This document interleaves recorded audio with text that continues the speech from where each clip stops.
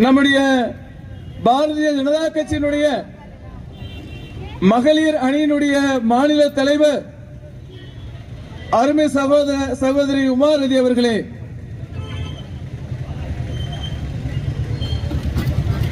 அதே போன்று நம்முடைய இயக்கத்தினுடைய மூத்த தலைவராக அண்ணா திராவிட முன்னேற்ற கழகத்தில் இருந்து வெளியேறி ஒரு ஆளுமை மிக்க சட்டமன்ற உறுப்பினராக பணியாற்றி இப்பொழுது கடந்த 3 ஆண்டுகளுக்கு மேலாக நம்ம இயக்கத்தோடு ஐக்கியமாகி இன்றைக்கு உள்ளாட்சி மேம்பாட்டு பிரிவினுடைய மாநில தலைவராக இருக்கின்ற அண்ணன் சோழன் பழனிசாமி அவர்களே,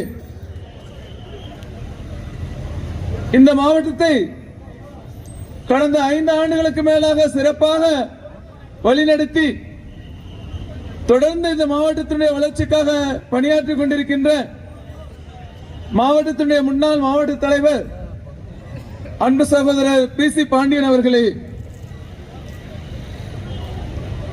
இந்த மாவட்டத்தினுடைய முன்னாள் மாவட்ட தலைவர் மூத்த தலைவர் அண்ணன் மோகன் துரை அவர்களே, இந்த மேடையை அலங்கரித்துக் கொண்டிருக்கின்ற மாவட்டத்தினுடைய அனைத்து முக்கியமான மாவட்ட நிர்வாகிகளே, மகளிர் அணியை சேர்ந்த நிர்வாகிகளே, இந்த பட்ஜெட் விளக்க பொதுக்கூட்டத்திலே பெருந்திரளாக கலந்து கொண்டிருக்கின்ற பாரதிய ஜனதா கட்சியினுடைய குடும்ப சொந்தங்களே, இந்த சின்னமனூர் பகுதியை சேர்ந்த அன்புக்குரிய பொதுமக்களே, சகோதர சகோதரிகளே, உங்கள் அத்தனை பேருக்கும் முதற்கண் எனது பணிவான மாலை வணக்கத்தை தெரிவித்துக் கொள்கின்றேன். அருமை நண்பர்களே, ஒரு 6 மாதங்களுக்கு முன்பாக திருப்பூரிலே பாரதிய ஜனதா கட்சி ஒரு பிரகடனம் செய்தது. என்ன பிரகடனம்? தமிழகத்தை மீட்போம், தளராது உழைப்போம் என்ற ஒரு பிரகடனம். எப்பொழுது மீட்க வேண்டும்? நாம் ஒரு சபதமாக சென்னையிலே நடைபெற்ற ஒரு பிரம்மாண்டமான கூட்டத்திலே ஒரு சபதம் ஏற்றோம். வருகின்ற 2026ஆம் ஆண்டு நடைபெறுகின்ற சட்டமன்ற தேர்தலிலே இங்கே ஆளுகின்ற இந்த திராவிட முன்னேற்ற கழக அரசாங்கத்தை, கேடுகட்ட இந்த திராவிட மாடல் அரசாங்கத்தை, தமிழுக்கும் தமிழ் மொழிக்கும் எதிராக உள்ள இந்த திராவிட மாடல் அரசாங்கத்தை, தமிழ் பாரம்பரியத்திற்கும் பண்பாட்டுக்கும் எதிராக உள்ள இந்த திராவிட மாடல் அரசாங்கத்தை, தமிழகத்துடைய வாழ்வியலாக இருக்கின்ற சனாதன தர்மத்துக்கு எதிராக உள்ள இந்த திராவிட மாடல் அரசாங்கத்தை தூக்கி எறிவோம் என்று சென்னையிலே நடைபெற்ற கூட்டத்திலே நாம் சபதமேற்றோம். வருகின்ற 2026 சட்டமன்ற தேர்தல் நமக்கான தேர்தல்.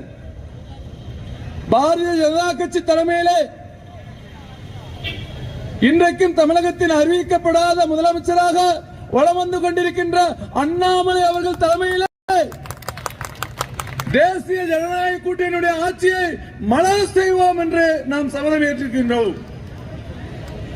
அதற்குரிய சாட்சியாக அதுதான் நடக்கப் போகிறது. ஆட்சி மாற்றத்திற்கான உதாரணமான கூட்டம் தான் இன்றைக்கு இந்த சின்னமனூரிலே நடக்கின்ற இந்த மாபெரும் பட்ஜெட் விளக்க பொதுக்கூட்டம். இன்றைக்கு நம்முடைய ஓட்டு வங்கி தமிழகத்திலே தொடர்ச்சியாக அதிகரித்துக் கொண்டிருக்கிறது. இன்றைக்கு நடக்கக்கூடிய அரசியல் யுத்தம் இங்கே இருக்கின்ற திராவிட முன்னேற்ற கழகத்திற்கும்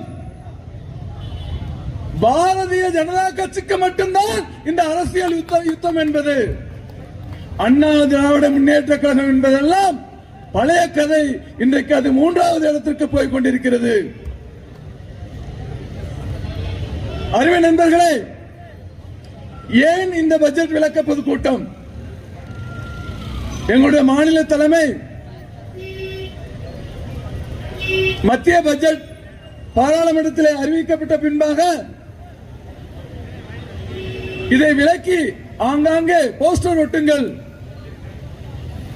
மண்டலிலே பிளக்ஸ் வையுங்கள், மத்திய பட்ஜெட்டுடைய முக்கிய திட்டங்கள் குறித்து மக்களுக்கு தெரியப்படுத்துங்கள் என்றுதான் நாம் சொன்னோம்.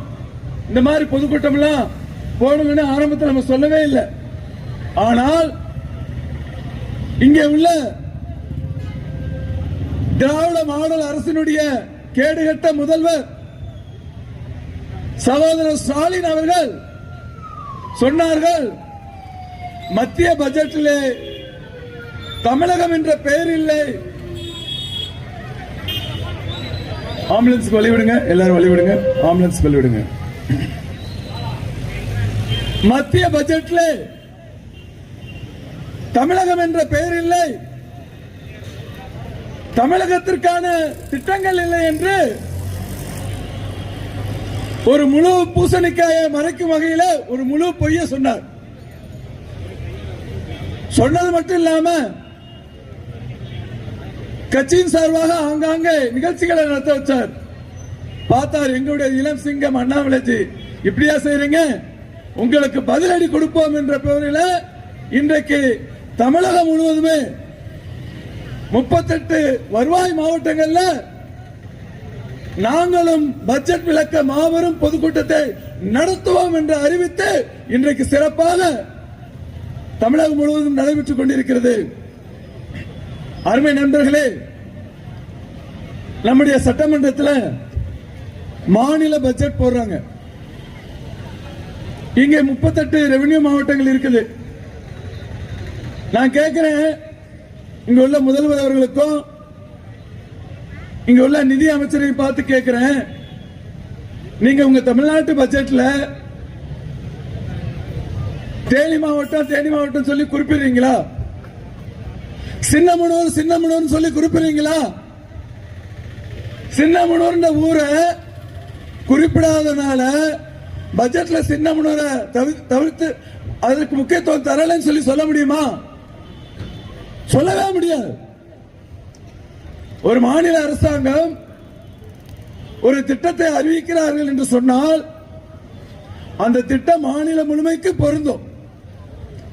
அதுபோன்றுதான் ஒரு மத்திய அரசாங்கம் ஒரு திட்டத்தை அறிவிக்கிறார்கள் என்று சொன்னால் அது காஷ்மீர் முதல் கன்னியாகுமரி வரைக்கும் பொருந்தும் என்பது கூட இங்கு உள்ள ஒரு முதல்வருக்கு புரியவில்லை என்று சொன்னால் நாம் என்ன சொல்லுவது? அல்லது புரிந்து புரியாது போல் நடக்கிறாரா என்ற ஒரு சந்தேகம் வருகிறது. நாம் ஆட்சிக்கு வந்த பொழுது உலக அளவில் பொருளாதார ரீதியாக 9வது இடத்தில் இருந்தோம். இன்றைக்கு 10 ஆண்டுகள் கடந்து உலக அளவில் 5வது மிகப்பெரிய சக்தி மிக்க பொருளாதார நாடாக நம்ம மாறி இருக்கிறோம். இப்பொழுது 3வது இடத்தை நோக்கி நகர்ந்து கொண்டிருக்கிறோம். எப்படி இது சாதிக்க முடிந்தது? மத்திய அரசாங்கம் அறிவித்த இந்த 11 பட்ஜெட் மூலமாகத்தான் இப்படி ஒரு உலக சாதனையை பாரத நாடு அடைந்திருக்கிறது. ஒரு பட்ஜெட் சரியில்லைன்னு சொன்னா ஒரு நாடு வளர்ச்சி அடைய முடியுமா? மக்கள் நல திட்டங்களை கொண்டு போக முடியுமா? ஸ்டாலின் சொல்கிறார், மத்திய அரசாங்கம் எங்களுக்கு எந்த ஒரு நிதி உதவியும் செய்வதில்லை, தமிழகத்திற்கு பணமே வருவதில்லை, ஜிஎஸ்டி பத்தி எந்த ஒரு அறிவிப்பு இல்லை. இப்படி எல்லாம் ஒரு முதல்வர் பேசுறார். நம்ப முடிகிற மாதிரி இருக்கா? சாதாரண மக்களே நம்ப மாட்டாங்க. ஒவ்வொரு ஆண்டும் மத்திய அரசினுடைய நூற்றுக்கணக்கான திட்டங்கள் மூலமாக தமிழகத்திற்கு லட்சம் கோடி ரூபாய் வந்து கொண்டுதான் இருக்கிறது. ஸ்டாலின் அவர்களே, நீங்க அடிக்கடி மத்திய அரசு திட்டத்துக்கு ரேபிள் ஒட்டி கல்லூரியாக கிராமமாக போய் தீனதயாள் உபாத்தியாயா கிராம யோஜனா திட்டம், அந்த திட்டம் இந்த திட்டம் என்று ஒரு சிறிய எழுத்துல பேரை போட்டுவிட்டு உங்க படத்தையும் உங்க அப்பா படத்தையும் போட்டு நீங்க நிகழ்ச்சி நடத்துறீங்களே, அதெல்லாம் யாருடைய திட்டம்? மத்திய அரசுடைய திட்டம். பணம் எங்க இருந்து வந்தது? மத்திய அரசாங்கம் உங்களுக்கு கொடுத்துட்டு இருக்கிறாங்க. ஸ்டாலின் அவர்களே, நீங்க கல்லூரி வளாகத்தில் திறன் மேம்பாட்டு பயிற்சி சொல்லி நடத்துறீங்களே, யாருடைய திட்டம்? ஸ்டாலின் அவர்களே, மத்திய அரசுடைய திட்டம்.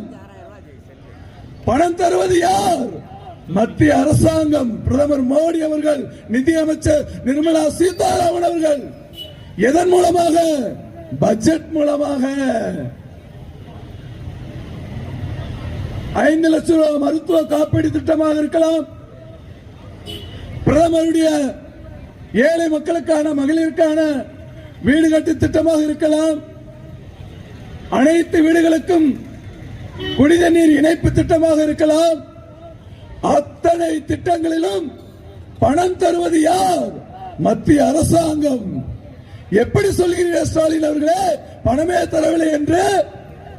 எதை வைத்து சொல்கிறீர்கள்? நூற்றுக்கணக்கான திட்டங்கள் மாநில அரசாங்கத்தின் மூலமாக, மாவட்ட நிர்வாகத்தின் மூலமாக, ஊராட்சி ஒன்றியங்கள் மூலமாக, பஞ்சாயத்து மூலமாக செயல்படுகின்ற திட்டங்களுக்கு லட்சம் கோடி ரூபாய் தருகிறது மத்திய அரசாங்கம். லட்சம் கோடி ரூபாய். பணமே வரல சொன்ன என்ன அர்த்தம்?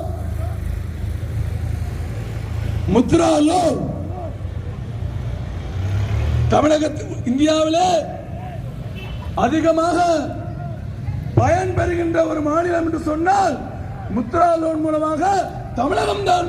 முதலமைச்சர் அவர்களே, ஆரம்பத்தில் அதிகபட்சம் 5 லட்சம் சொன்னோம், சென்ற பட்ஜெட்ல 10 லட்சம் சொன்னோம், இந்த பட்ஜெட்ல 20 லட்சம் ரூபாய் முத்ரா லோன் மூலமாக வழங்கப்படும் என்று அறிவித்திருக்கிறோம். முதலமைச்சர் அவர்களே, உங்களுக்கு தெரியாதா இதெல்லாம்?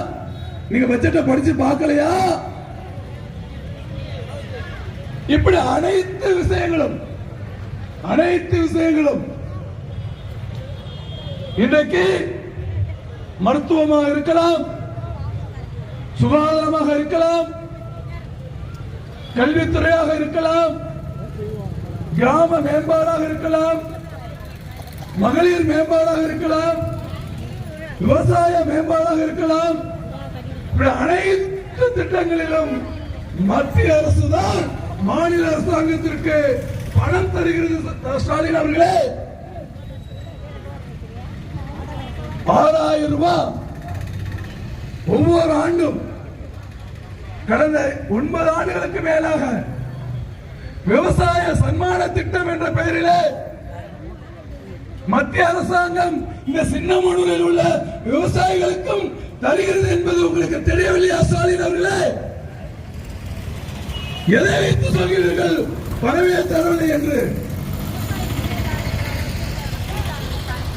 இன்றைக்கு பாரதிய ஜனதா கட்சி ஆட்சிக்கு வரும்பொழுது இந்த நாட்டில் 2 கோடி பேர் வரி செலுத்திட்டு இருந்தாங்க. நம்முடைய ஆட்சி வந்த பின்பு நாம் எடுத்த முயற்சியினால 7 கோடி பேர் முறையாக வரி செலுத்திக் கொண்டிருக்கிறார்கள். 7 கோடி பேர். ஆனால் அவர்கள் செலுத்திய வரியினால்தான் இவ்வளவு பெரிய வளர்ச்சி, இவ்வளவு பெரிய நல்ல திட்டங்கள்,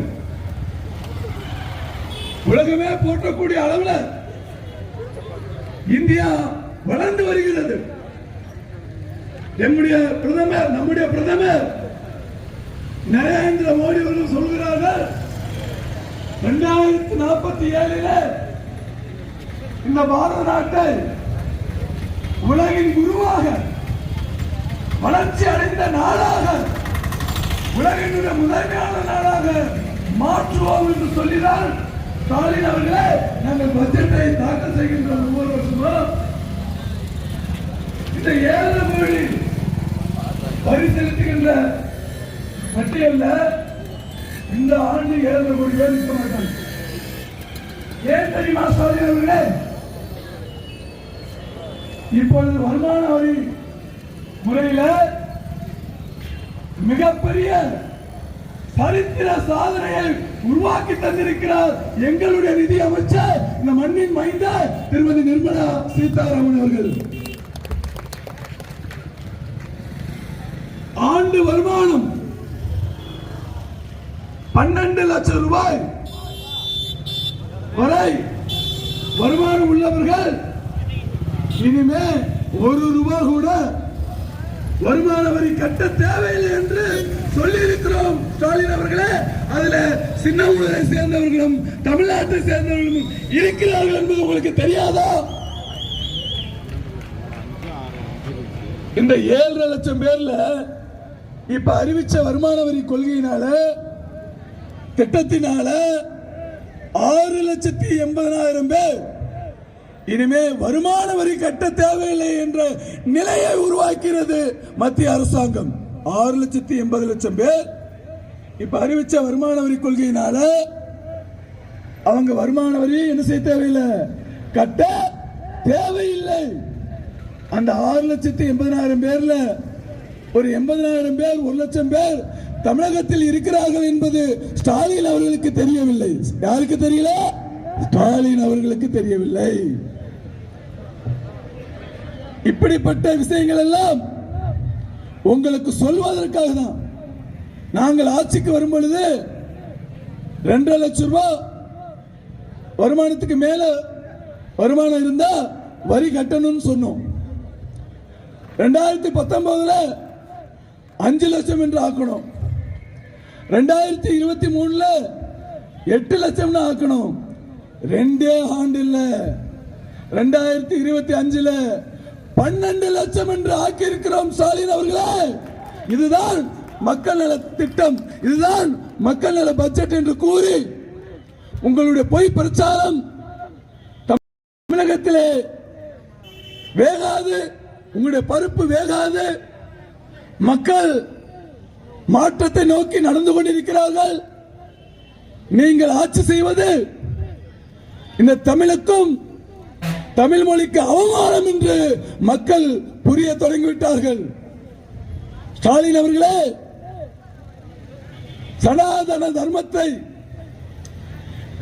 பின்பற்றுகின்ற கோடானு கோடி மக்கள் இருக்கின்ற தமிழ்நாட்டிலே அவர்கள் கொண்டாடுகின்ற விழாக்களுக்கு, அவர்கள் கொண்டாடுகின்ற பண்டிகைகளுக்கு வாழ்த்து சொல்ல மறுக்கிறீர்களே ஸ்டாலின் அவர்களே. நீங்கள் எப்படி தமிழகத்துடைய முதல்வராக இருக்க முடியும் ஸ்டாலின் அவர்களே?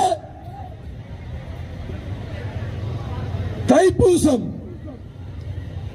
தமிழர்களுடைய திருநாள், முருகப்பெருமானுடைய திருநாள். அந்த திருநாளை கூட வாழ்த்து சொல்ல மனமில்லாத ஒரு முதலமைச்சர் இந்த தமிழகத்திலே முதலமைச்சராக இருப்பது என்பது இந்த மண்ணுக்கு அவமானம், அவமானம், அவமானம். அப்படிப்பட்ட திராவிட மாடல் முதலமைச்சரை, கட்சியை வேரோடும் மண்ணோடும் 2026 சட்டமன்ற தேர்தலில் புடுங்கி எறிவோம் என்று கூறி, அதுவே எங்களுடைய லட்சியம் என்று கூறி இந்த நிகழ்ச்சியிலே நல்ல ஏற்பாடுகளை, சிறப்பான ஏற்பாடுகளை செய்த அத்தனை நிர்வாகிகளுக்கும் நன்றி பாராட்டி விடைபெறுகின்றேன். நன்றி, வணக்கம். பாரத் மாதா கி, பாரத் மாதா கி. வந்தே வந்தே, ஜெய் ஹிந்த்.